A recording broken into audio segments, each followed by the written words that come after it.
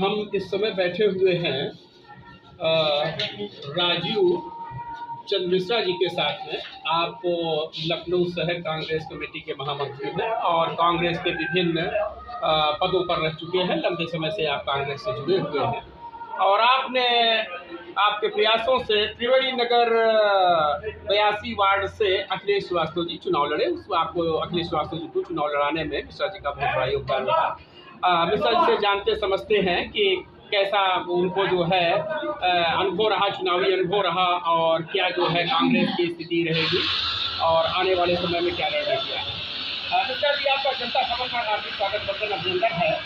हम आपके माध्यम से अपने दर्शकों तक पहुंचाना चाहते हैं कि किस प्रकार से जो है आपने अखिलेश श्रीवास्तव जी को चुनाव लड़ाया और कैसे क्या पृष्ठभूमि बनी, उसके बारे में कुछ आप बताइए।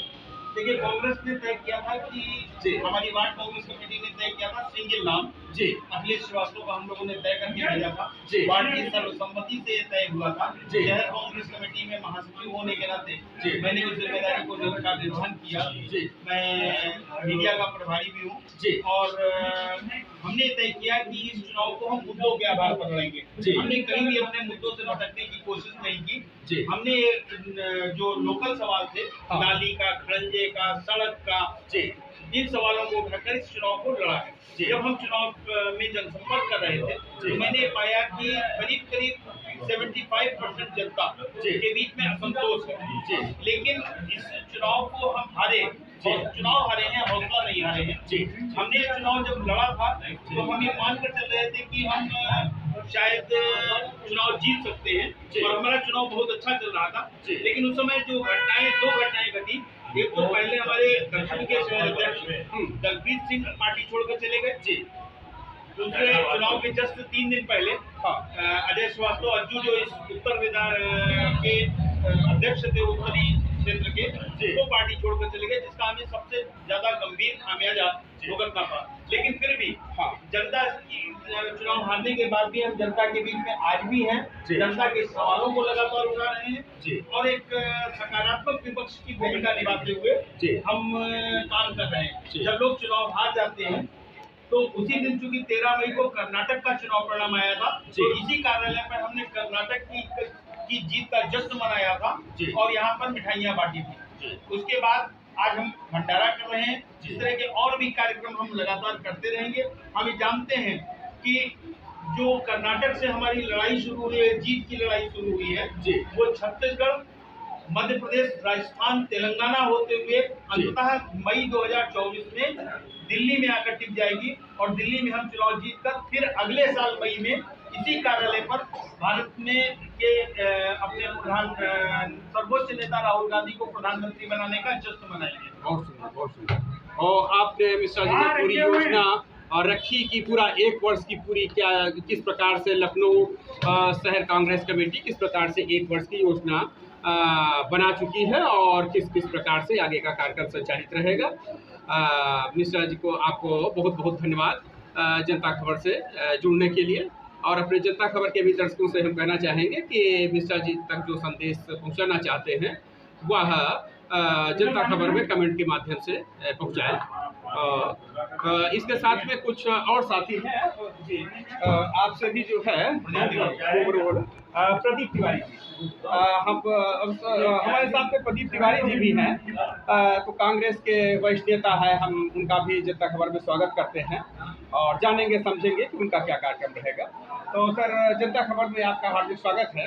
हम आपसे जानेंगे समझेंगे कि किस प्रकार से जो है आगे का क्या कार्यक्रम अपना रहेगा जनता को मजबूत करने के लिए, जनता की समस्याओं के लिए, पार्टी के लिए कुछ। जी देखिए, तरीके से अभी उत्तर प्रदेश में नगर निगम के और नगर निकाय के चुनाव संपन्न हुए जी। उसके बाद जो रिजल्ट आया जी, हमारे आशा के अनुकूल तो नहीं रहा, मगर ये है कि जिस तरीके से हमारे प्रदेश अध्यक्ष रहे और प्रांतीय अध्यक्षों ने मेहनत करी जी, सड़कों को उतरे, हम जनता के मुद्दों को लेकर के सड़कों पे थे और इसका परिणाम ये रहा कि पिछली बार से अगर आप कंपेयर करेंगे, तुलना करेंगे, तुलनात्मक रूप से हमारा प्रतिशत भी बढ़ा है और आप देखेंगे तो कई जगह पे हमारा नगर निगम में तो नहीं, दूसरे स्थान पर है। 4 ऐसी सीटें रही जहाँ पे हमारा नंबर दूसरा रहा और हमने बहुत अच्छी लड़ाई लड़ी। मुरादाबाद नगर निगम की मेयर की सीट थी, वो मात्र लगभग हम 3000 से वो हारे हैं और उसमें भी प्रशासन का किस तरीके से जो सत्ता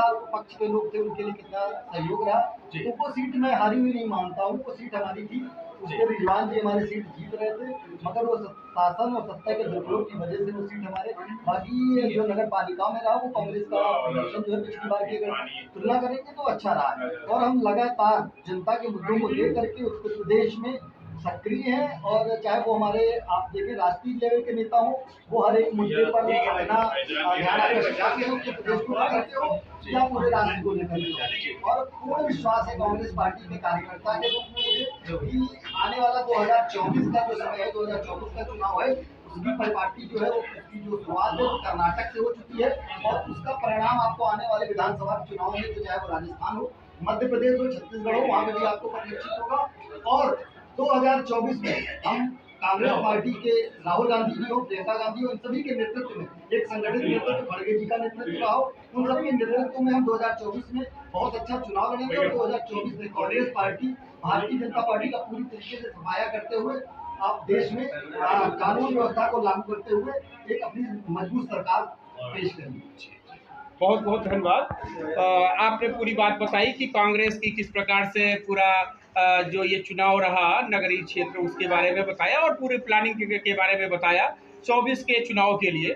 तो कहा जा सकता है कि इस बार फूल खिले हैं बड़ी तैयारी से और भाजपा के लिए आने वाला वक्त इतना आसान नहीं है। जो 2024 का चुनाव हो रहा है उसमें चारों तरफ से भाजपा की घेरेबंदी हो रही है और खासतौर से लखनऊ जो उसका गढ़ कहा जाता है, वहां पर भी भाजपा को रोकने के लिए, भाजपा को हराने के लिए पूरी तरीके से टीमें काम करना शुरू कर दी हैं। जिस कार्यालय में हम बैठे हुए हैं उस कार्यालय से अखिलेश श्रीवास्तव जी चुनाव लड़े और ना तो अखिलेश श्रीवास्तव जी शांत बैठे हैं, ना उनके साथी शांत बैठे हुए हैं।